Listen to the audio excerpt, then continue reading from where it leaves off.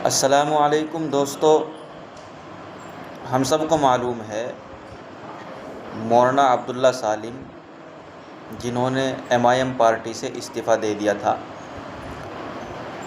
ये मामला तूल पकड़ता जा रहा है और उनके बयान से ऐसा लगता है कि उन्होंने इस्तीफ़ा देने में बहुत जल्दबाज़ी की है।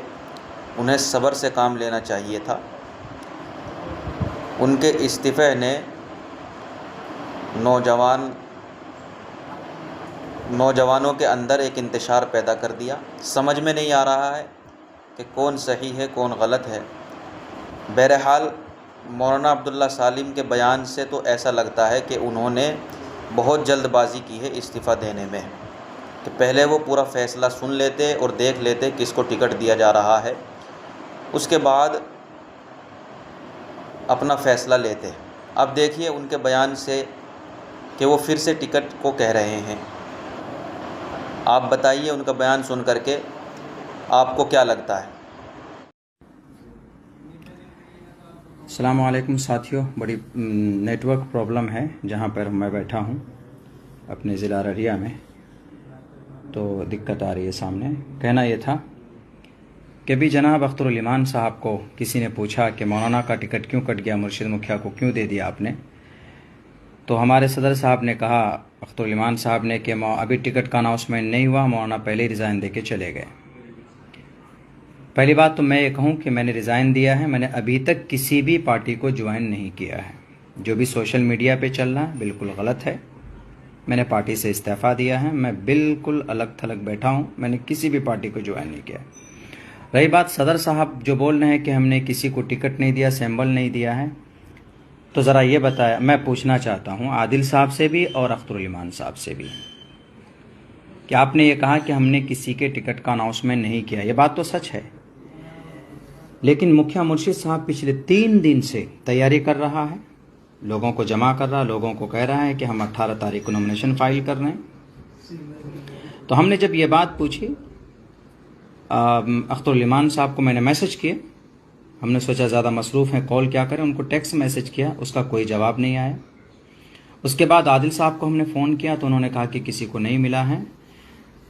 तो हमने मुखिया मुर्शिद साहब को हमने बात कराया किसी से, वो कॉल रिकॉर्डिंग मौजूद है। मुखिया मुर्शिद ने कहा कि हमें सैम्बल मिल गया है, इसीलिए हम तैयारी कर रहे हैं, आप लोग गाड़ी लेके हम वहाँ से हम आगे जाएंगे, नॉमिनेशन फाइल करेंगे। नॉमिनेशन फाइल करेंगे तो वो कॉल ऑडियो रिकॉर्डिंग मैंने आदिल साहब को भेजा है और आदिल हसन आज़ाद साहब, अख्तरुल ईमान साहब को हमने भेजा है। अगर वो गलत है तो उनको फ़ौरन मुखिया मुर्शिद को कहना चाहिए कि टिकट आपको नहीं मिला, आप कैसे दावत फैला रहे हैं पूरी दुनिया कि मुझे सैंपल मिल गया है। आपने ना उनको रोका, ना मेरे पास आपने कॉल किया, ना मुझे खबर की कि मौलाना हमने उनको टिकट नहीं दिया, ये गलत है। आपने फ़ोन किया, आपने उस कॉल के बारे में बोला कि नहीं मौलाना ये झूठ है, वो झूठ बोल रहा है, बात साफ। एक आदमी कैसे अपने तरफ से ये दावा कर सकता है कि मुझे सिंबल मिल गया है, मैं तैयारी कर रहा हूं। और मैंने उनके वकील से पूछा, उनके वकील ने कहा कि हाँ वो 17 तारीख को 18 तारीख को नॉमिनेशन फाइल कर रहे हैं, उनका पेपर मेरे पास आ चुका है। क्या चल रहा है ये समझ में नहीं आ रहा है। आप कहते हैं कि मौलाना पहले चले गए, तो कोई बात नहीं, मैंने इस्तीफा दिया, बैठा हुआ हूं मैं, लाइए मुझे टिकट दीजिए आप, मैं इलेक्शन लड़ूंगा। मैंने किसी पार्टी को ज्वाइन नहीं किया है, किसी भी पार्टी को ज्वाइन नहीं किया मैंने। सोशल मीडिया के अंदर में बहुत सारी गलत खबरें चलाई जाती हैं किसी को बदनाम करने के लिए। रही बात यह कि अभी जो आप बोल रहे हैं आदिल हसन आज़ाद साहब, इज्जत आपने हमें नहीं दी, इज्जत अल्लाह ने हमें दी। प्रोग्राम आप मुझे नहीं देते, प्रोग्राम अल्लाह दिलवाता है हमें। और हाँ, आपने जो कहना शुरू किया कि भाई मौलाना ने दूसरा निकाह वहां किया, दूसरी शादी मेरी की है, मेरी बीवी मेरे साथ है, मेरे बच्चे हैं और अभी वो औरंगाबाद में मुकीम हैं। अल्हम्दुलिल्लाह हम लोग खुश व खुर्रम जिंदगी गुजार रहे हैं। और किसी भी मजलिस के आदमी को वहां पर, मादूद चंद हमारे दोस्त है कि मौलाना वहां रहते हैं, लेकिन हमने किसी को, हमारे एरिया पर रहती है और हम भी वहां पर, हमारा आना जाना लगा रहता है। हमारे एरिया कभी वहां पर रहती है, कभी हम आना जाना हम करते हैं। लेकिन अख्तरुल ईमान साहब, आपका ये फैसला, आपका ये इंटरव्यू हमें समझ में नहीं आ रहा। आपने कहा कि अनाउंसमेंट नहीं हुआ है, तो ठीक है, हमने अभी पार्टी से इस्तीफा दिया है, हम किसी पार्टी में ज्वाइन नहीं हुए हैं, अभी बिल्कुल हम आज़ाद हैं, आप हमें टिकट दीजिए, हम इलेक्शन लड़ेंगे, आप दीजिए। अगर आपके सर्वे लिस्ट में और कैंडिडेट के लिस्ट में जो कि हाथ से अब्दुल्ला सालिम का नाम है तो दीजिए। मैं तो किसी पार्टी में नहीं जुड़ा हूँ। रही बात ये कि आप लोगों को वहाँ कह रहे हैं कि मौलाना के नाम का ऐलान नहीं हुआ, वो पहले चले गए। मैंने आपको रिकॉर्डिंग भेजा, कॉल रिकॉर्डिंग मुखिया मुर्शिद का भेजा है आपको। अगर वो कॉल रिकॉर्डिंग आप सुनते, मैंने आपको मैसेज किया है, लेकिन कल से आज तक आपने मुझे पूछा नहीं पूछा। कम से कम पूछना चाहिए। आप इतना पूछ सकते थे कि मौलाना आप गलत फहमी का शिकार हो रहे हैं, लेकिन नहीं पूछा आपने। आप सदर हैं, आप गार्जियन हैं हमारे। मैंने आप ही को देखकर सियासत में कदम रखा है। आज तक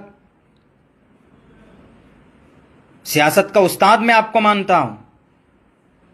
आप बोल सकते थे कि यह गलत खबर है।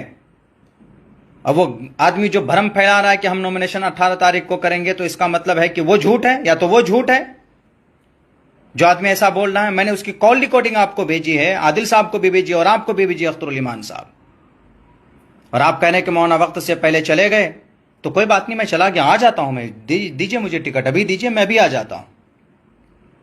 मैं तैयार हूं क़यादत में और हर एतबार में हर जगह सहयोग करने के लिए। बस यही पैगाम मुझे देना था। कुछ भरम और कुछ गलत खबरें सोशल मीडिया में चलाई जा रही हैं। मैं सबसे कहूँगा कि भाई हम बिल्कुल इस वक्त आज़ाद हैं। हमने अपनी पार्टी से इस्तीफ़ा दिया है। हम अभी किसी पार्टी को हमने ज्वाइन नहीं किया है। रही बात यह कि अख्तर साहब ने कहा कि मौलाना पहले वक्त से पहले चले गए, हम ऐसे नहीं आए। हमारे पास दलील और ठोस सबूत हमने आपको भेजा कि ये देखिए हमारी पार्टी को इस्तीफ़ा देने की वजह यह है। अगर वो वजह सही होती या गलत होती तो आप हमको कम से कम कहते कि मौलाना। अभी तक ना तो आदिल साहब